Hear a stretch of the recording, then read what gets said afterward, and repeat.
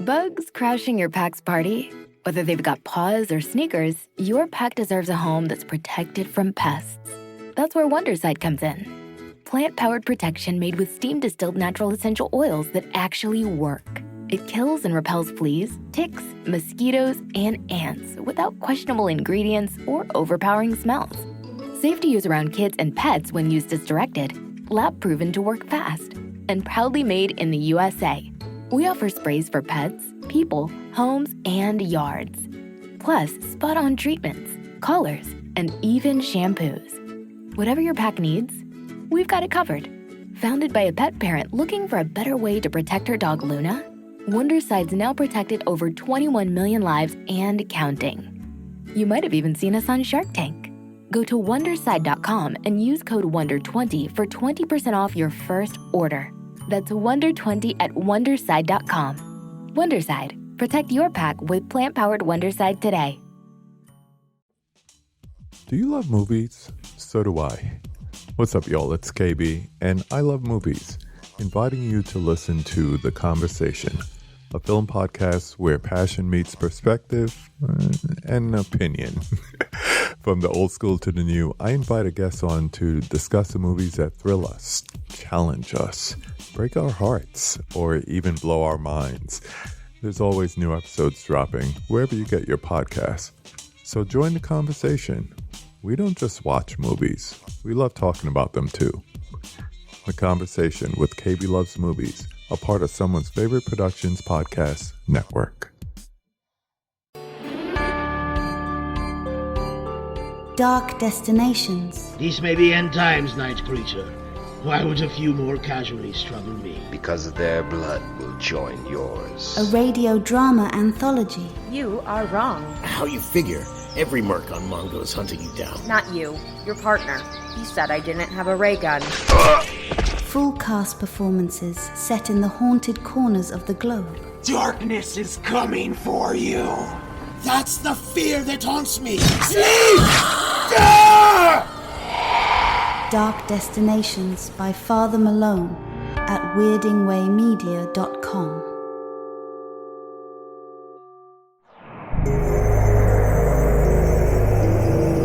Weirding Way Media.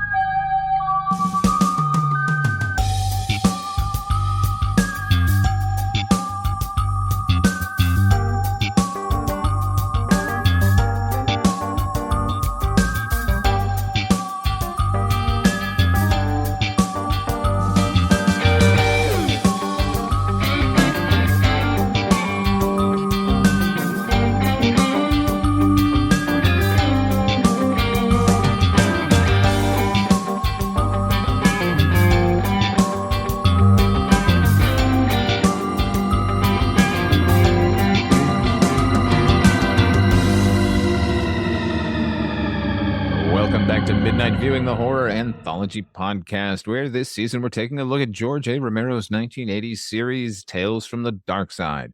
Sharing the Midnight View with me are the projection booth's Mike White. Looks like I'm the meanest man on the block. Also joining us, of course, the Culture Cast Chris Stashew.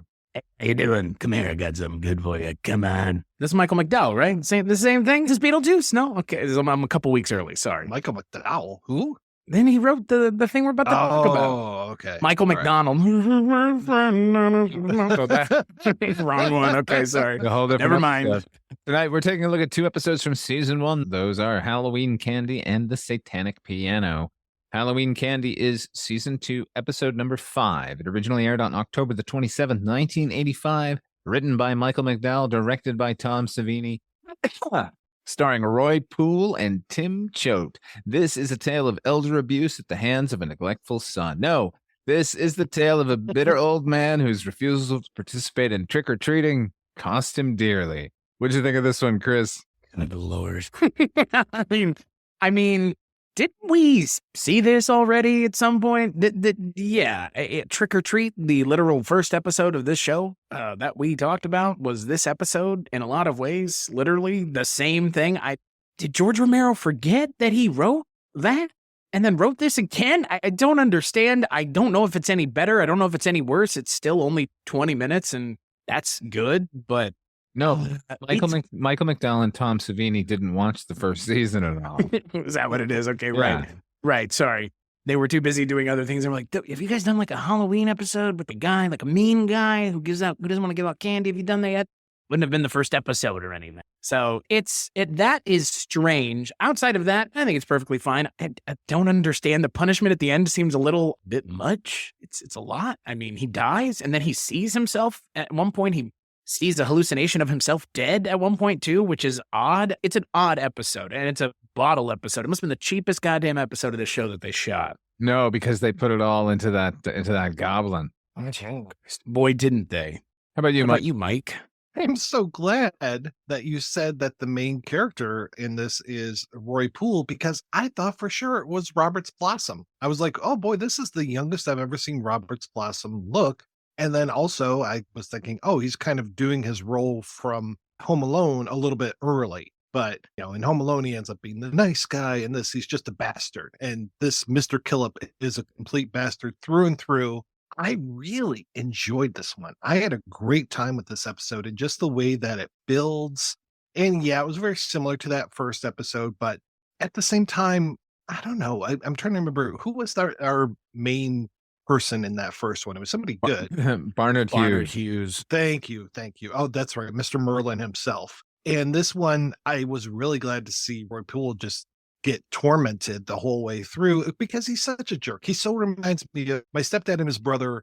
They would give away ice cream for Halloween. And like the kids would come up and they'd say, oh, you want some ice cream? They'd be like, yeah. And my dad would take a scoop and just plunk, put it right in there. So it's right up there with that goblin candy. The fuck? Yeah. He's a piece of shit. This is a real thing that was going on? It's a real thing. So yeah. How did this horrible? Jesus Christ. Cream in there. I think I'm more disturbed by that than I am anything I watched in this entire episode. What in God's name was going on in Detroit, Michigan? I don't know. Nice. Well, it was the same brother that pied my dad in the face, not realizing that when they do that in movies, that they don't have the metal tin. Oh, so Jesus. He basically broke my dad's nose in that. But yeah, good times, good family. A rambunctious good group. Oh yeah. Well, it was like a bunch of Catholics. What was it? Four girls, 3 boys, all born within like a 10-year period. Yeah, there was something. It's a recipe for disaster. Oh yeah. Kind of like not giving out candy on Halloween. I think they recycled a lot of these costumes. I love that the one kid's just carrying around spray paint, and I'm thinking that's a little person in that costume. I was going to say people in almost every single one of these costumes. That bunny rabbit in particular was a bit Ewok-y in yeah, boy, wasn't it? Build. But when he pulled that can out that was like the size of his own arm, I was like, right. This is a good episode, man. What that?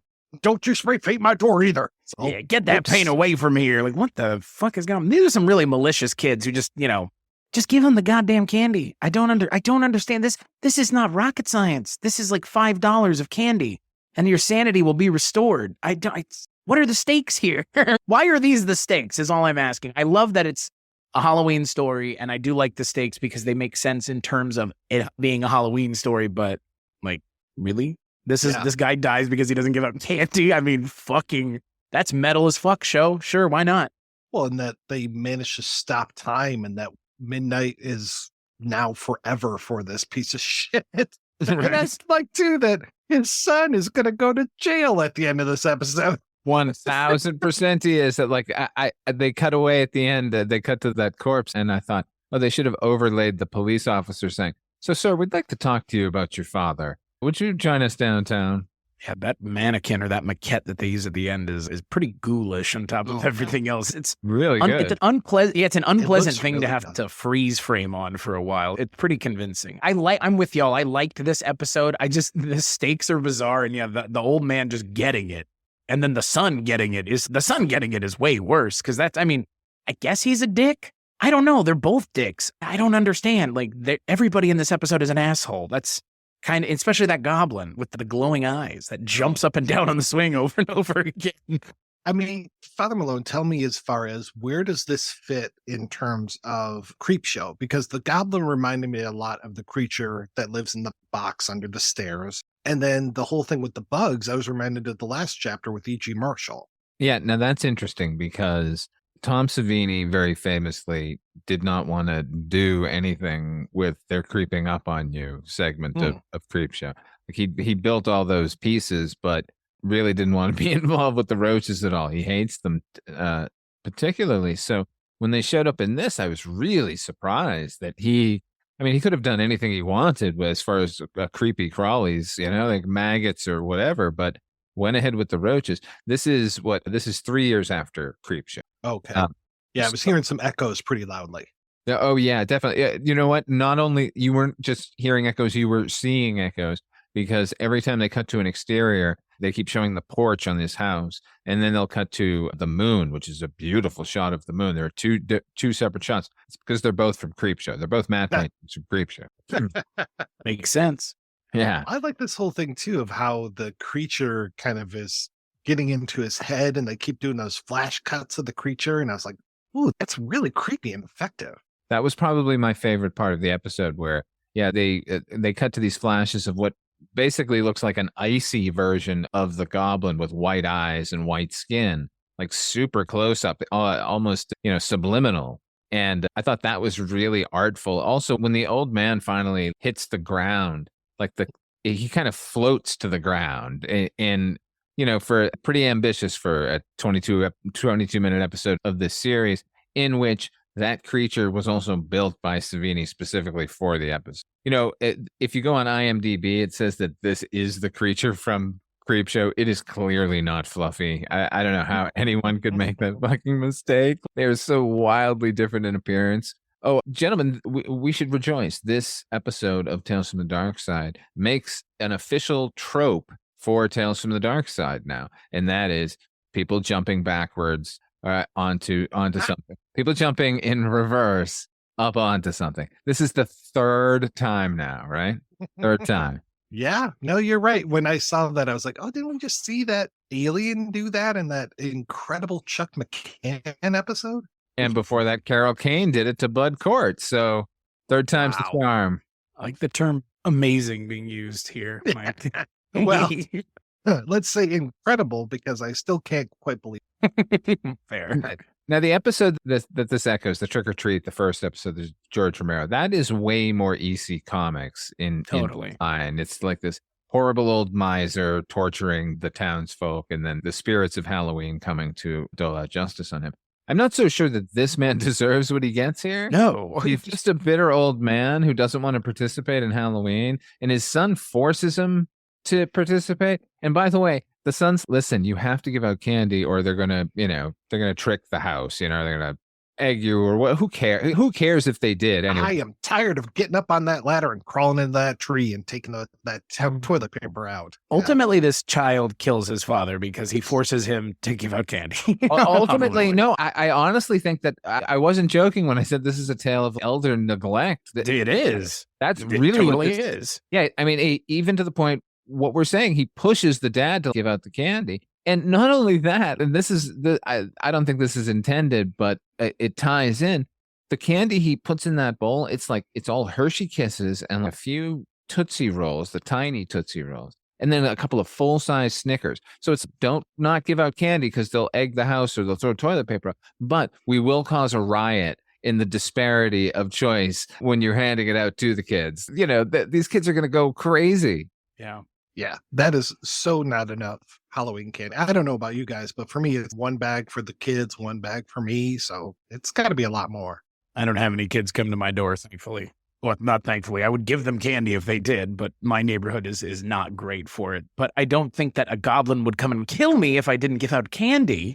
But then again, I must not be an elderly man. I believe if that goblin did come, though, and it actually got into your house, and then it swatted your watch off and broke it, and then left, I don't think you would shrug, well, that's over, and then just go about your evening.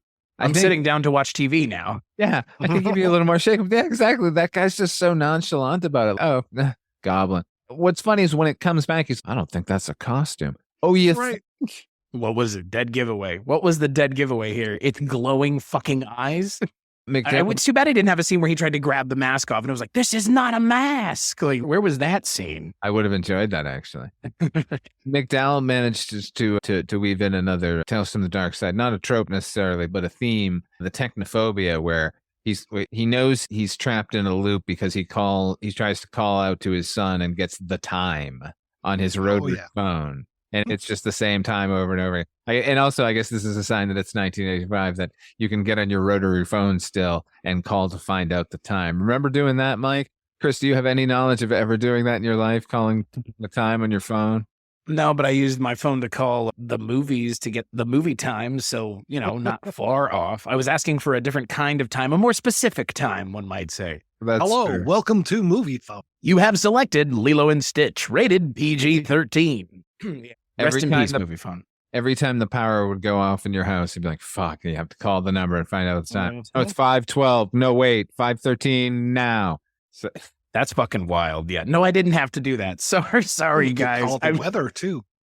Yeah, exactly. Find out what the weather's going to be like tomorrow. Jeez Louise. The phone book was a treasure trove of all of these things where you're like, really? That's a service that I can call? But yeah. They Might Be Giants, the dial song. Which is still going, I believe. It's still going, but it's only on the internet now, I think. But it's still a phone number, but it's an internet number. But you can hear much more of the song because they don't have it's not the length of the tape anymore. What did they say, Gloria? There must be giants? What? That's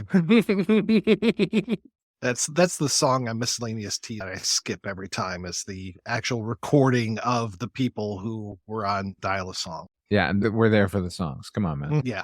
Also, another thing I noticed, the son, in addition to his many crimes against his dad, could you replace his doorbell, please? It sounds like the emergency broadcast system every time it went off. It was really startling. No wonder he doesn't want trick-or-treaters. The son should just put up a sign that says knock, and things might go a little more smoothly.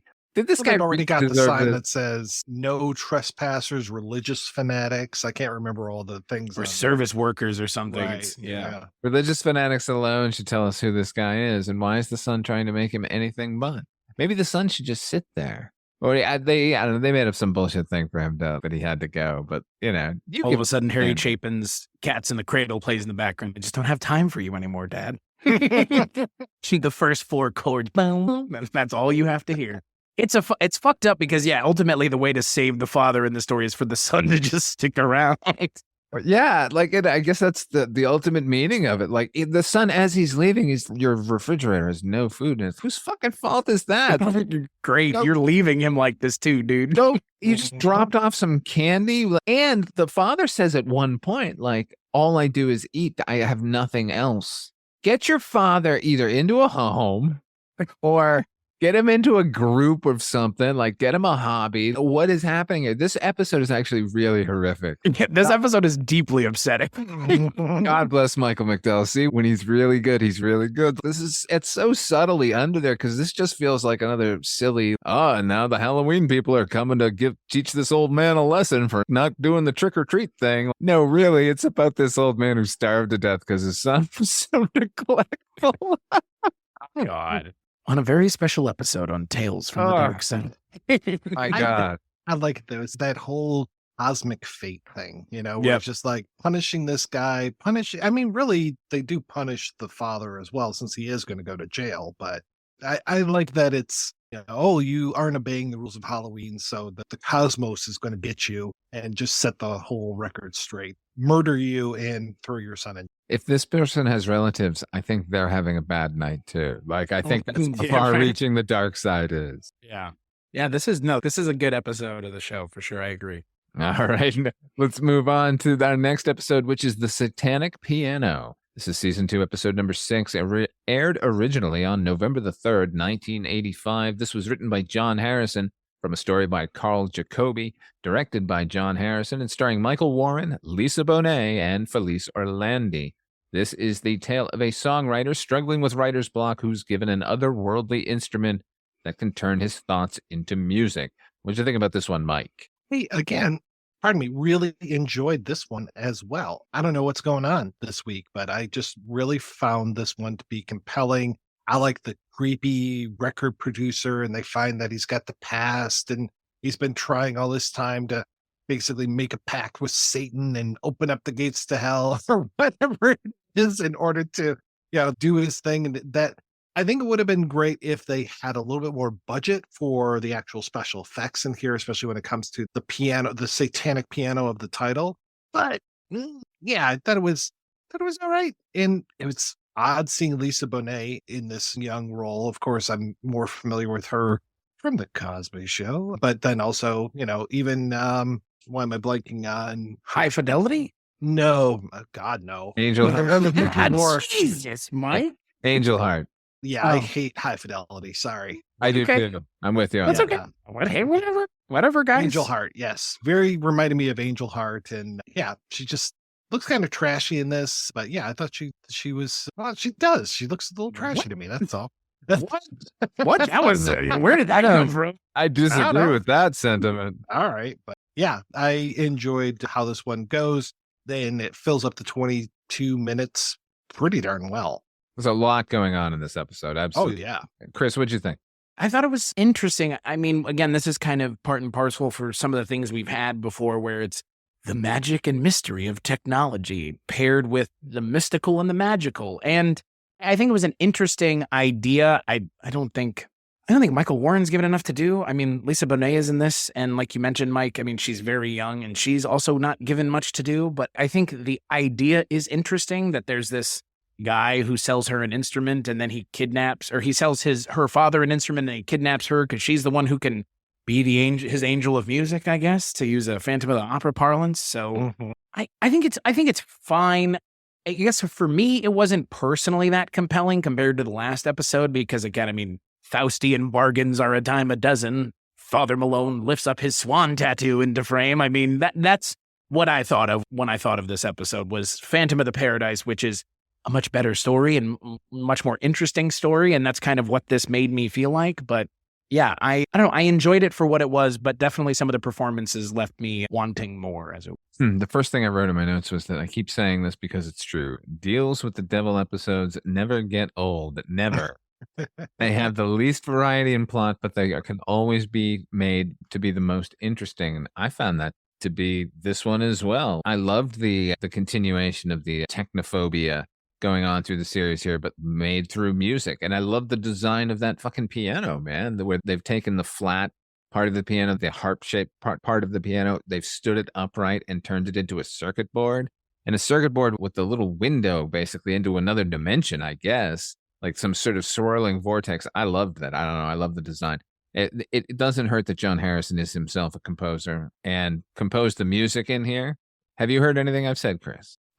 There's a whole lot of Day of the Dead influence here. The score for Day of the Dead, like so much of it. And there are two separate scores going on here because they're dealing with the father who's trying to write his and then the daughter writing hers. But they both sound like they came from Day of the Dead, like straight out of Day of the Dead. Well, I liked it. His song feels so cheesy and just that like real synth. And I'm like, oh man, this feels so out of step with the time.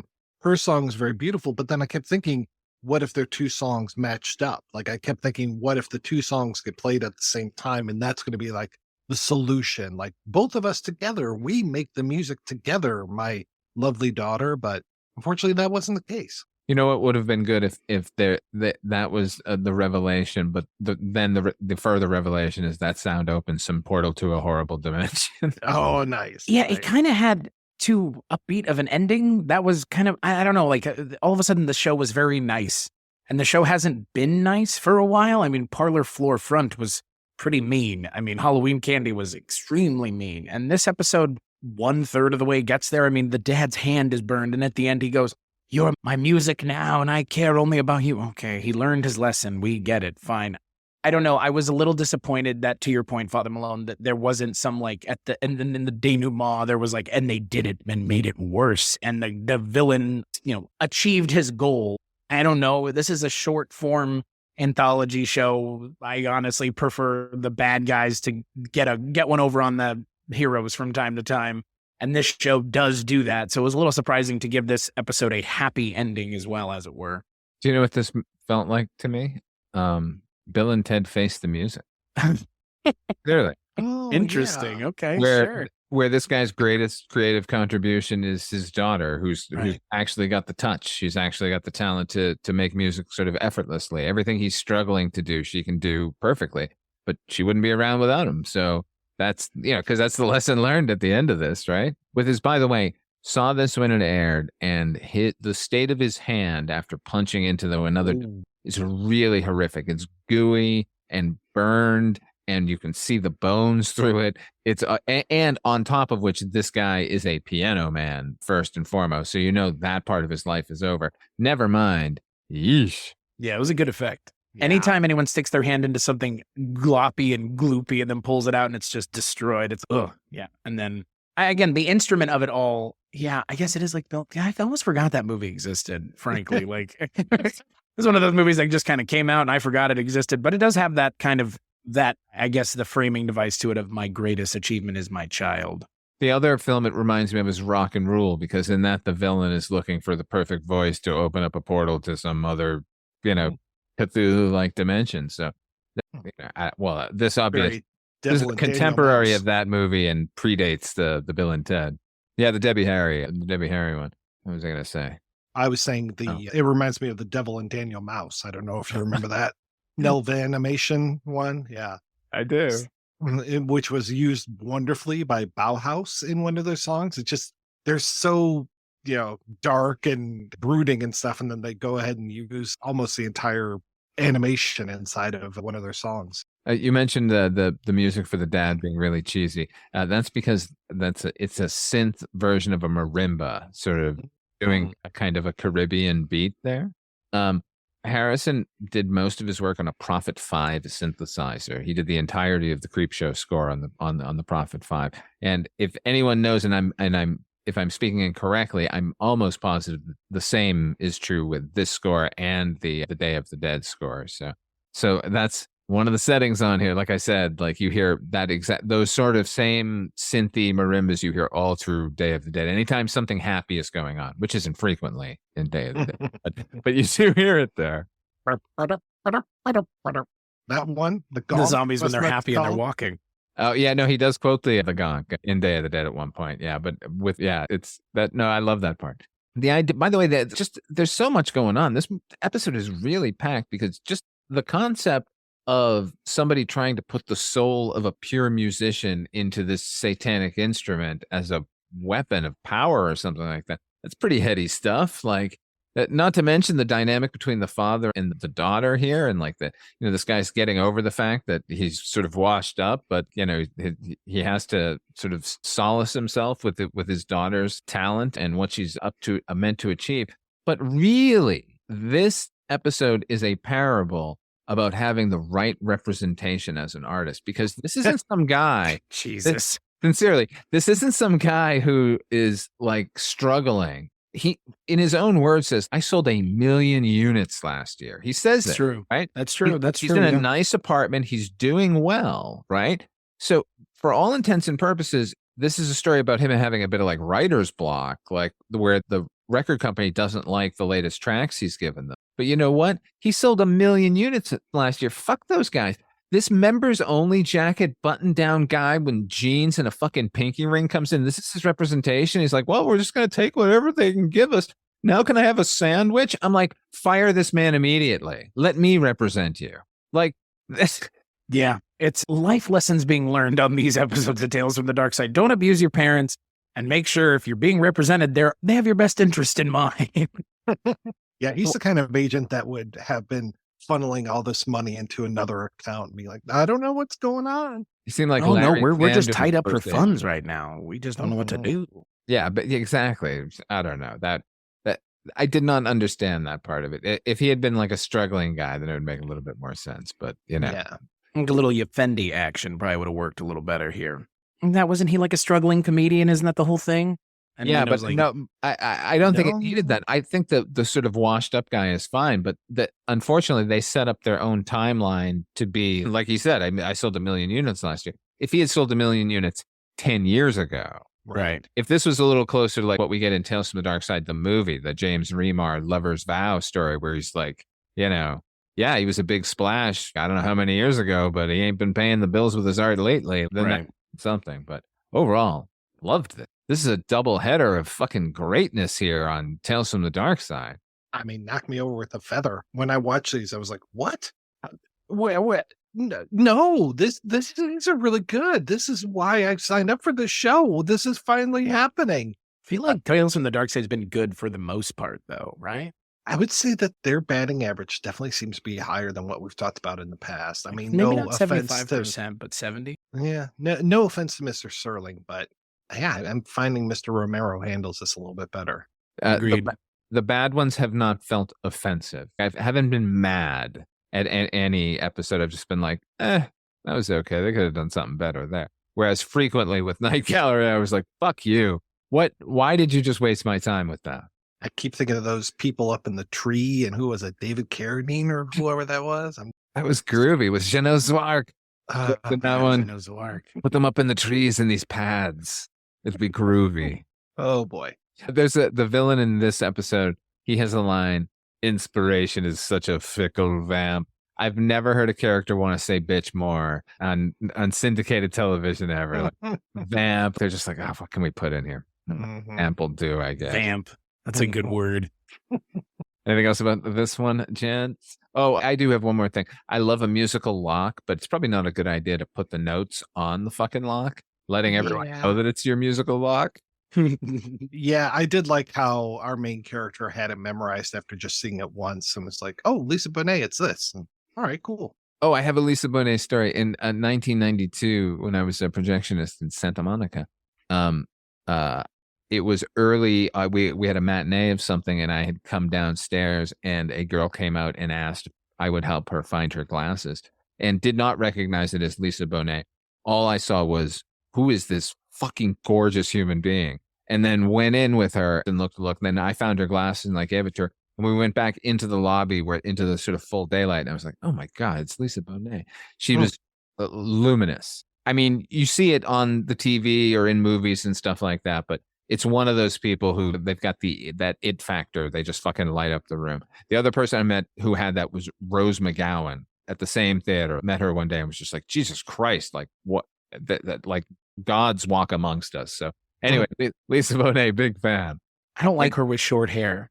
I don't think hers like a young child with short hair is just kind of doesn't look like Lisa Bonet, but I like her a lot. And apparently the movie that I'm the only one out of the three of us who likes, and you guys had a physical reaction to, but both of you filmically vomited, just high fidelity.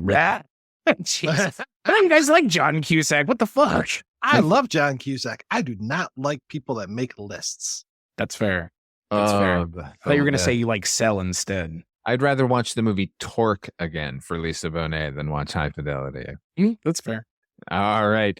On the next episode of Midnight Viewing, we'll be taking a look at 2 new episodes from season 2. Those are The Devil's Advocate and Distant Signals.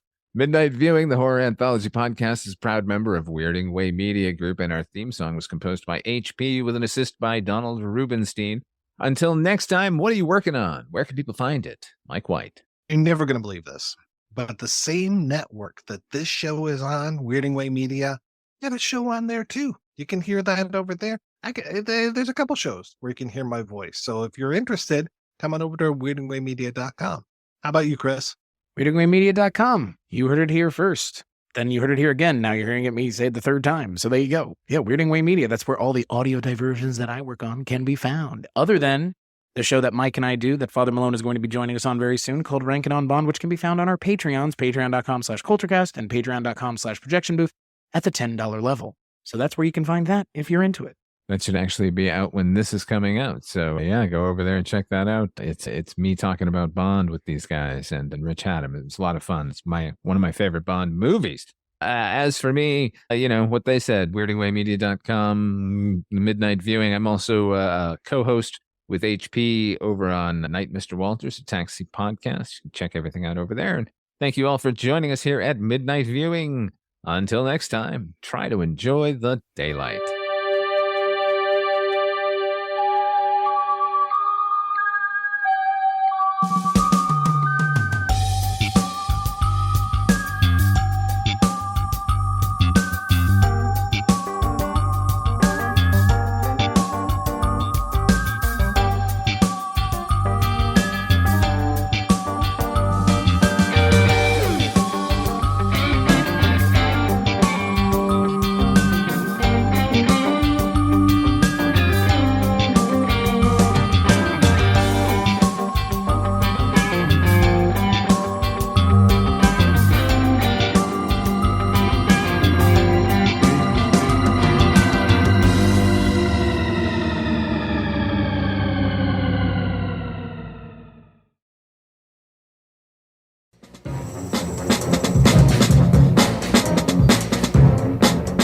Hello, this is Aaron West. I am the author of the A24 New Wave.